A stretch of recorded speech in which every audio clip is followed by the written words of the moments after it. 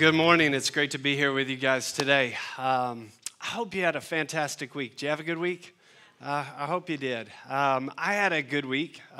Good week personally. Good week for the family. Good week for the church. It doesn't mean that everything went exactly how you'd want, but still had a good week, and so it was good. On top of it being a good week, it was also kind of a heavy week. Have you ever had that where you have a good week and a heavy week? You still deal with some things that are kind of difficult. Certainly had some things this week that were a bit heavy that, you know, in the context of my position, I get asked and invited into close proximity with people when they are maybe carrying some heavy challenges and carrying some heavy decisions. And this week was one of those that while it was good, it was also a bit heavy. Some things that dealt with this week was sickness. A couple people finding out that they have cancer. And some surgeries that are involved and the fear that's ahead of them and possibly, you know, just that whole run. A buddy who had back surgery didn't anticipate it coming and was having to have back surgery to eliminate pain. Another individual who's having to have surgery because of some nerve damage and the afflictions that kind of come with that. So heavy there. Some unanticipated death and funeral planning. I'm going to have to do a funeral this coming week for someone that didn't see it coming. And obviously the pain that comes for families amidst that. Kid dilemma, you know, kid decisions and crossroads with counselors and, you know, issues that can come with that and trying to help you navigate, you know, here's maybe how to parent through this or how to kind of get through this stretch or this season.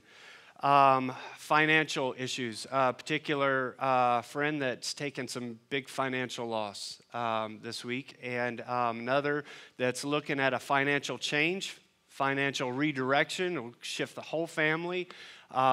Certainly one with uncertainty that was coming around job, and you know, all of that might be changing. A person that was at a crossroads. Just a personal crossroads that there's going to be all kinds of ripple effects with the decision and trying to sort that out, and it's just a really, really heavy time. Was with somebody who just simply is angry at God right now because of everything they're going through and trying to process that.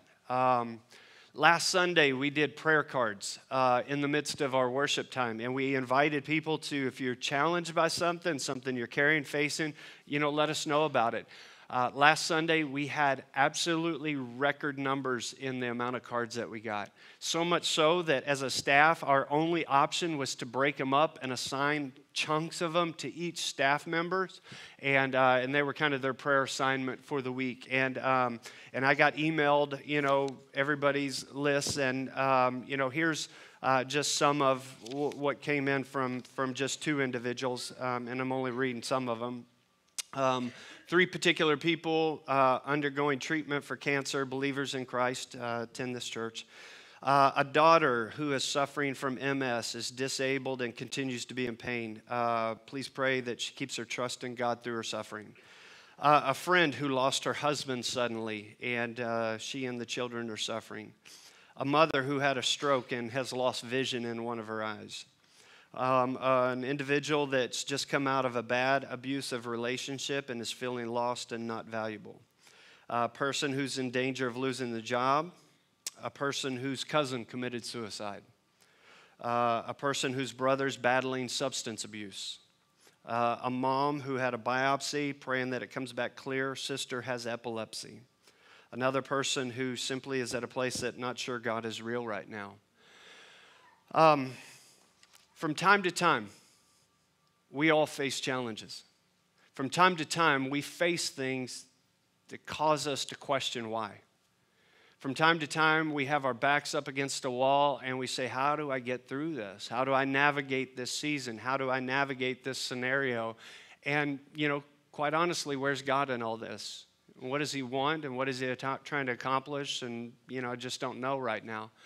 Today, as we close out our series, God Unboxed, I want to push into that scenario And because I know the tendency is that when we feel boxed in personally, the tendency is to think that maybe God is boxed in also, and to question why and how and all those kind of things.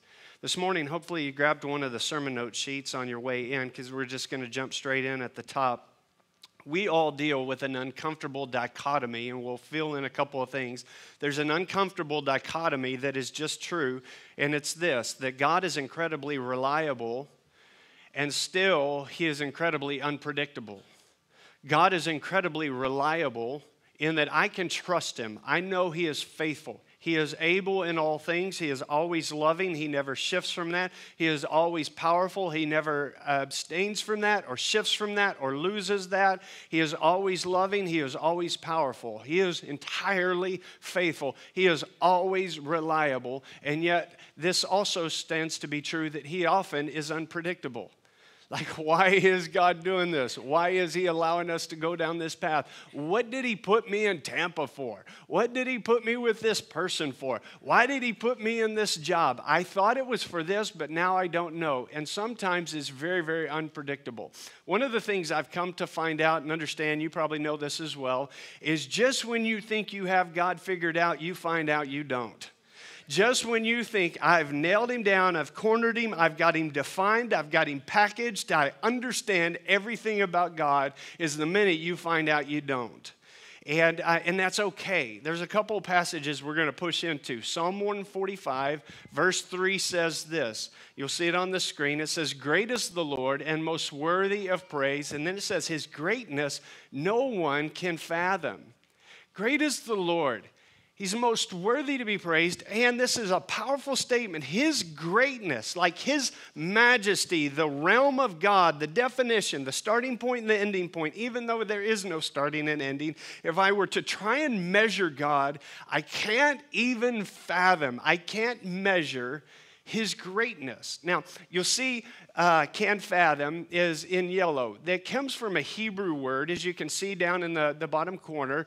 And I've got the pronunciation here. That C is actually, it has a ha. That K is kind of silent. It's haker.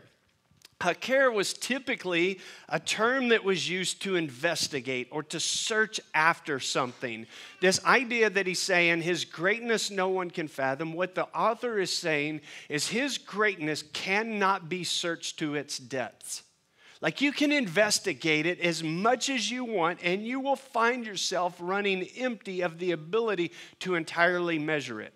This term, hakir, was often used to describe things that took thorough study, and many times could not be finally articulated. For instance, in the ancient world, this term was used of trying to measure the oceans or the seas. In the book of Job, this term is going to get used for the seas. For instance, this is long before Jacques Cousteau. You know, there's no videos of the sea. There's no exploration down low. It was just a really, really large thing that many, many people wondered, how deep is it? How broad is it? How far does it go? How much water is in the world? What lives under there? We don't know.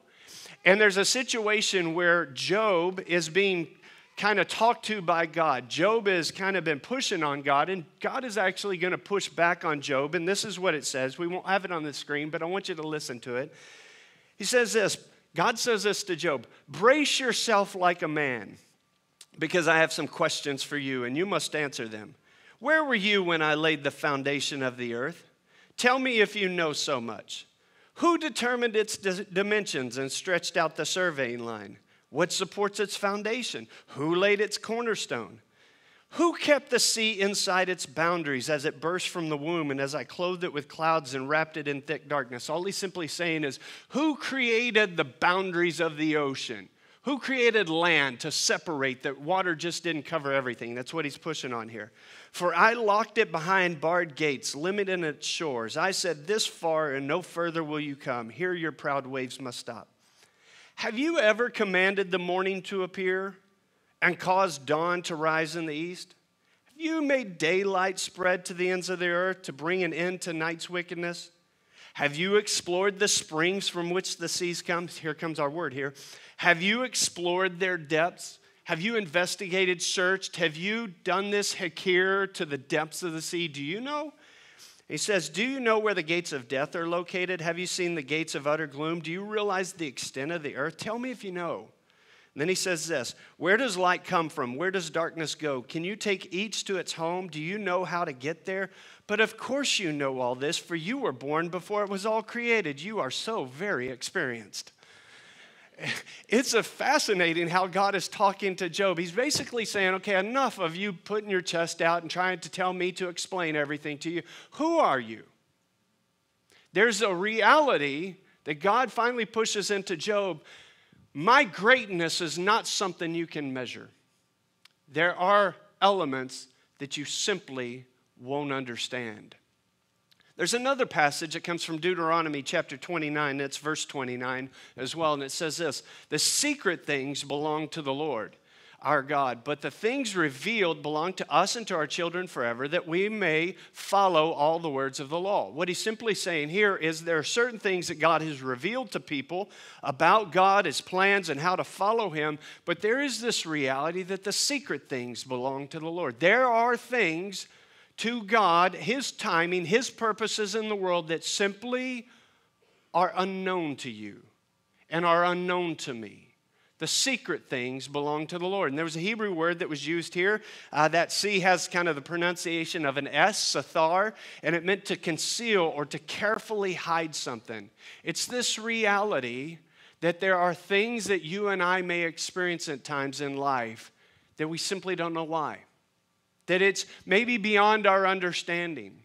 And God is not obligated to play that out before us. That he's not obligated to inform me exactly why I'm in this job and why this is happening or what I'm going through. But I find many, many times when people are going through trouble or challenge or loss or pain, the question that comes to most people is why? Why? And maybe you're here today and you're sitting on a why question. Why did that happen to my uncle? Why did God allow that to happen to me years ago? Why are we in this scenario? Why is my back against the wall? When I'm confronted with that why question, I have come to be comfortable. I have learned to be comfortable with a 3-word answer. It's very philosophical, very theological. Here's my 3-word answer. I don't know. I don't know. There are many, many times that we go through things, and when I'm asked, why is God letting me go through this? My theological, practical answer is, I don't know. But I also have a 5-word answer, and here's the 5-word answer. His greatness is beyond understanding. That even though I may go through some things, I know his greatness is still beyond our understanding. And sometimes 5 words isn't enough for people. They need maybe a couple more words, and there's a 7-word answer also. The secret things belong to the Lord. The secret things belong to the Lord. See, maybe you're here today and you're facing something and you would say, Joel, I don't know why I'm going through this with my kids, or I don't know why I'm going through this with my health. I don't know why we're in this boat. And I would simply say, I don't know. But I would also add to that, his greatness is beyond understanding. I would also add to that, the secret things belong to the Lord. And you see, I can follow and you can follow him with faith and trust even when there are things that are beyond our understanding. You and I can still follow him in confidence and faith and trust because he's entirely, incredibly reliable, even if he might also be unpredictable. And I can land on this reality that his greatness is beyond my understanding. And there are secret things that simply belong to him. When I'm going through those and you're going through those, we need some anchoring realities. When you and I are going through things, and we could define them as a number of things, we'll put an image on the screen. When we're going through blank, and maybe today blank for you is over here on this right side. Maybe it's adversity. Maybe you're in a season of adversity, or maybe it's a season of pain. It could be confusion. It could be loss. It could be betrayal. It could be any number of things. Maybe you have an other there. But when you're going through those things, what ends up helping us is we need to be reminded of some anchoring realities. And so this morning, what I want to push on is I want to push on 3 anchoring realities for you and for me when we're asking those questions, why? If you have your notes, write this in. Number 1 is this: Jesus holds a unique perspective of your life. And I know that sounds like a bit of a cliche, but I think it's really important to absorb. When I don't understand why and what I'm going through, it's important to understand that Jesus holds a unique perspective of my life. That is to say that He knows things about me. He sees things about me. He sees things about you in the context, follow me here, in the context of time and purpose, His purpose in your life and the timeline of your life. He sees things and knows things that might be outside of the realm of your and my understanding. And we can still follow Him. He may at times give you and me indicators. He may at times give you and me snapshots of what that is. But even if He isn't, even if maybe I'm in a journey of following Him faith with some question marks, I can still trust and follow Him, understanding some things about Him. Number 1 is that He has a very unique perspective of my life. Years ago, there was a photo that kind of got some circulation on the internet. It was an interesting photo, and I'm going to put it up here and let you look at it for a second, then I'll explain what you're looking at. I don't know if you've seen this photo. You can kind of maybe try to process what that is. It's an interesting image because this is an image of the Space Shuttle Endeavour leaving the Earth's atmosphere from a photo that was taken from a space station. And you think about the space shuttle, from what you and I have watched in documentaries and what we would watch in, different, videos or whatnot. Inside the cockpit,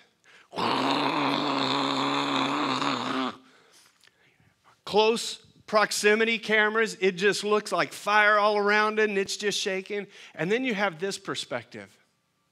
Itty bitty space shuttle. It's just a different perspective. You see, in your life and my life, when you're raising young kids, it's cockpit time. When you're dealing with sickness and you're doing doctor's visits, it's cockpit. When you're in debt, you're struggling financially, or you're dealing with a bad report, you're dealing with something, all you see, all you hear, all you feel is the violent shaking of that thing. And the question is, God, why?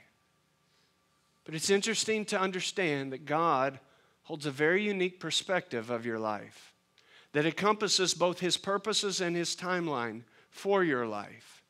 And sometimes you will see it, and sometimes you will know it, and sometimes you won't. But He still can be followed. You see, maybe today you're here, and you're facing a big why question. You came to church today with a question, and nobody knows about it, but you're like, I don't know why, and I don't know how. My answer to you today would be a 3-word answer. I don't know either. I don't know why you're going through this. But I could also give you a 5-word answer that even whatever you're facing, His greatness is beyond understanding.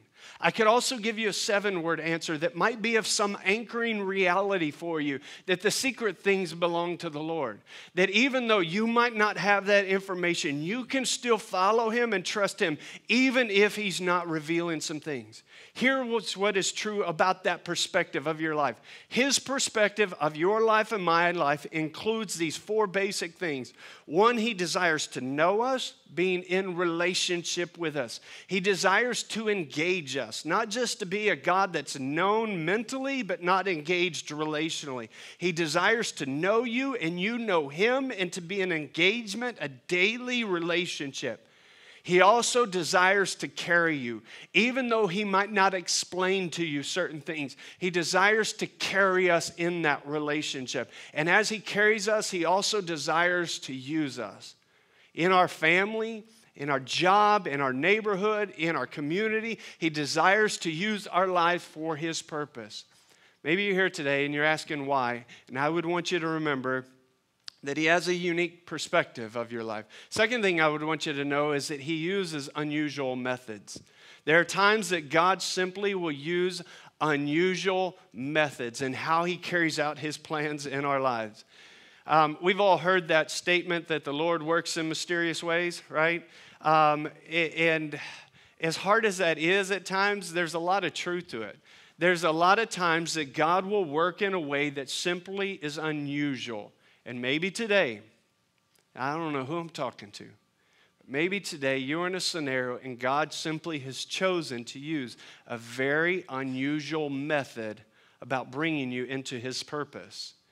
And I want you to be okay with that. Be okay with the fact that he might be using an unusual pathway to getting you to where he's wanting to lead you.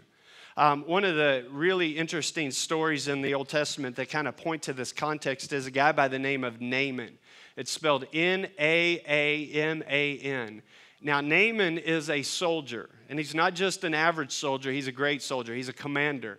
And he's not a commander in Israel's army, he's a commander in an enemy's army, Aram, the nation of Aram, Aram.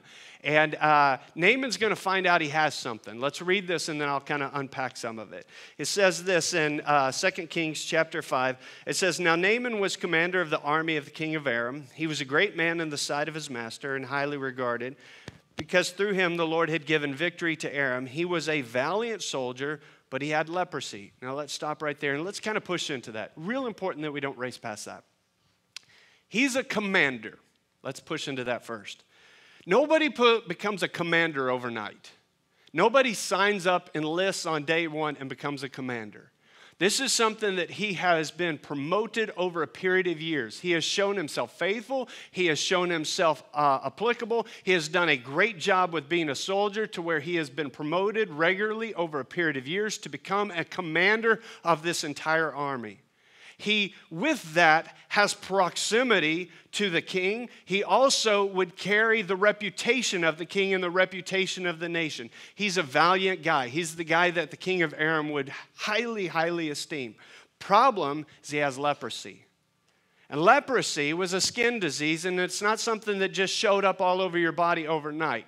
If you had leprosy, you would be excommunicated from that region because it was believed this contagious disease will be an outbreak to our area. So no matter who you are, if you have leprosy, you are ostracized from community. Now follow me on this. This great commander, one day, is taking off his armor. He's at home. He's taking off his clothes, and he spots something. It's small, and he thinks, sure hope that goes away. Checks it in a couple of days, and it hasn't gone away. It's gotten a little bigger. Checks a week later. It's gotten a little bigger. But he hides it because he knows he can't show this. He can't even show his spouse. He knows the game. And eventually it becomes so much that he can't hide it anymore. His spouse is going to see it. His wife is going to see it. And his wife is going to try and solve it, but she doesn't have any answers, because if we were to continue reading the verses, his wife is going to confide in her servant, and her servant is going to say, you know, I've heard that Israel has a prophet that actually does miracles. It's been noted that he works miracles. Maybe Naaman could go see him. Out of answers, out of options. You can only cover this up for so long before it grows to where everybody sees. His wife tells Naaman about this prophet. Naaman goes to his king, confides in him secretly, "King, this would be bad for you. It would be bad for me. I have a disease. I have a sickness." Shows him probably. And the king says, "Go to Israel. Go find that prophet and see if he'll heal you." And he resources him. So Naaman's going to go to find this prophet. He is going with resources. He's basically going to try and bribe Elisha. He's going to go into Israel, and this is where we're picking up. Verse 9, it says, "So Naaman went with his horses and chariots and stopped at the door of Elisha's house. Elisha sent a messenger to say to him, 'Go wash yourself 7 times in the Jordan, and your flesh will be restored, and you'll be cleansed.'" Stop right there for just a second. He shows up at Elisha's door. He's come ready to bribe. He's come ready to pay, and Elisha doesn't even come to the door. Elisha sends a servant, to which somebody who is a commander and understands dignitary and royalty and all that, understands he should come visit me. Why would he send his servant to me and not come and visit me himself? So he's highly offended by this. He says, go wash in the Jordan River. That's going to be a demeaning thing. And then watch what it says in verse 11. Interesting. But Naaman went away angry and said, I thought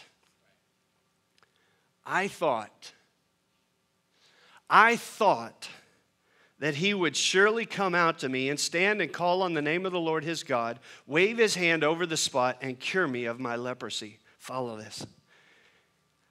This whole journey to get here, Naaman is imagining how this is going to go down. He is seeing it. He is role-playing it. He is playing this out in his head to where he's played it out 100 times to when he gets to Elisha's door, he thought how it would go.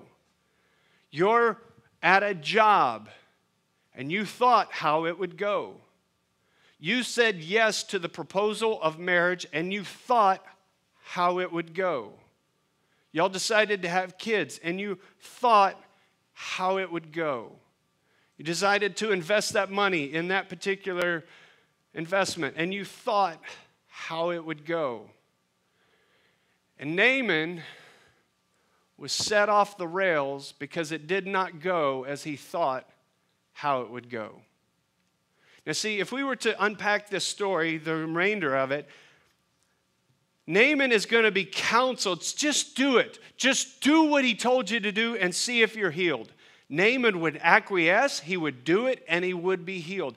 God's intention was entirely to heal Naaman, but it was going to be through a method and a process that was different than he had played out in his head. He did not see that coming, and follow me, he almost missed it because of his reaction to the plan not happening how he had imagined it. Let me push into our world.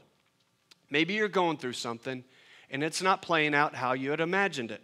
This is not what I thought. And it raises some questions for us. God, why am I going through this? Why are we in this? We went to this school, and it's not working out for my kids. We moved to that city. We thought it would be great, and Tampa has not been great for us, Joel. This scenario has not worked out. This doctor hasn't worked out. This counselor hasn't worked out. Whatever it might be. It's not going how I thought. Joel, why am I here? To which my answer would be, I don't know. But his greatness is beyond understanding. And the secret things belong to the Lord. That while he is entirely reliable, there are times that he is unpredictable. And while he is unpredictable, he is also entirely reliable. And my challenge, if we were able to have just a cup of coffee, just you and me, I would hope to encourage you that no matter what you're facing, no matter what wall your back is against, that you have enough to be able to still follow him. And what might be restricting you isn't restricting him, even if he's not explaining why you're in the situation or why you're having to journey down this road. I don't know. You might not know. But his greatness is beyond understanding. And the secret things belong to the Lord. He has a unique perspective of my life. He uses unusual methods at times. And the third anchoring reality that's really important is that he can still walk through locked doors. He can still walk through locked doors. The context of this passage we're going to look at is a guy by the name of Thomas. He's a disciple of Jesus. Jesus has been resurrected. Jesus has visited with many of the disciples. Thomas has not seen Jesus yet. Thomas is questioning and doubting. If you've been in church any amount of time, you've probably heard doubting Thomas, that phrase. The people that say that, they might be right. I can just give you my opinion. I don't think Thomas was that much of a doubter, even though he doubted. And here's why. One of the things I've come to know about humanity is pain. Pain causes people to doubt. When your spouse hurts you, you start to doubt something about what they say. When your kids hurt you, you start to doubt something about what they're doing. When you've been hurt at the job, you doubt something. It's a self-preservation mechanism. My opinion is that Thomas is simply hurting that the one that he loved more than any other had died. You see, earlier before, Jesus had said, let's go to Bethany because one of his friends was sick. This guy's name was Lazarus. And the people said to Jesus, if you go to Bethany, they're going to try and kill you. To which Thomas says, then let us go with him that we might die with him also. Thomas was at a point that he's willing to die for Jesus, and now Jesus was gone. And I think there's a self-preservation inside of his heart that had him kind of locked in too. And this is what it says in John chapter 20. A week later, his disciples were in the house again, and Thomas was with them. Though the doors were locked, Jesus came and stood among them and said, peace be with you. Then he said to Thomas, put your finger here, see my hands. Reach out your hand and put it in my side. Stop doubting and believe. And Thomas said to him, my Lord and my God. Now, it's a very real event that occurred. But I think there's some imagery there that's also important for you and me. You have Thomas and you have the other disciples. They're in a room and they have locked doors. Nothing can get into them. And maybe the imagery is true for you. I don't know what the context is, but maybe you feel your career, your vocation is like a locked room. I can't get out. And I don't know how God could promote me in here. I don't see any financial path out of this. You might have a sickness that you feel is like a locked room, and you've read all the pamphlets, you've read all the materials, you've listened to the doctors, and you don't see a pathway out. You could be in a marriage that you feel like you're in a locked door. We've been to counseling, we've talked, and I don't see a path out of this. You could be any number of circumstances, and you could feel locked in. And the tendency is when we feel boxed in, we feel like God is boxed in also, or that he's boxed out. And I would just simply push on this reality that he can still walk through locked doors. That whatever it is that you're facing, even if you don't understand why you're there, he can still walk through locked doors. Locked doors of personnel, locked doors of disease, locked doors of lack of opportunities, locked doors of lack of decisions or wisdom, whatever it might be. You might be here today and you carried in something and it's been a little challenging, it's been a little heavy, to which I would simply want you to know that I don't know why you're going through it, but his greatness is beyond understanding. And the secret things, they belong to the Lord. And so though he might not share why or when or those timelines, he can still be followed. And there are realities you can anchor into. One is that he holds a unique perspective of my life. Number two is that he does often work through unusual methods. And three, he can walk through locked doors still. This morning, I'm going to pray for us. And maybe you're here and you're carrying something. It could be somebody else's thing. You're praying for a loved one, and it's heavy on you because it's heavy on them. I would want us this coming week to be able to follow him, to trust in him, whether we understand how it's all playing out or not. We'll put those three answers up again. It's okay to say, I don't know. His greatness is beyond understanding. The secret things belong to the Lord. All across the room, would you pray with me this morning? Father, this morning, we come before you, and as we close out this series, God Unboxed, one of the things we do not want to do is we do not want to put you in a proverbial box because we might feel in a proverbial box. Your greatness is beyond understanding. And there are secret things that belong only to you. Reasons of why and timeline and how it's all going to play out, Lord, those belong to you. And sometimes you give us indicators and snapshots, and sometimes in your sovereignty you choose not to. But we want to follow you still. We want to yield to you still. And so I pray for anyone in here that maybe is carrying something that they've been wrestling with. Father, that you would encourage them with these realities today. That you see them and know them and you hold a unique perspective of them. And you might be working in an unusual way, but you are working. You are working. And that you can always walk through the locked doors that may feel they may feel keep you out. Father, I pray that you'd move powerfully in their lives and that they would follow you with complete surrender and complete trust. Lord, this week as we go about our days, would you just be so honored and lifted high through our lives? Just with every head bowed and eyes closed, maybe you're here today and you don't have a relationship with the Lord. I don't want to close out this service and not give you this opportunity. But you say, Joel, I want to receive Jesus. I want to commit my life to him. If you've never done that before, something you did sometime past, but you've drifted away from it, would you just pray this with me and just say, Jesus, I give you my life this day. I don't understand everything, but I'm acknowledging that you love me, that you were willing to die for me, that I not only could be forgiven of my sins, but I could experience new life. And so today I receive that. Jesus, help me to follow you from this day forward. In Jesus' name. Father, would you bless your people as we prepare to go about our week? In Jesus' mighty name. And everybody said, amen. Amen.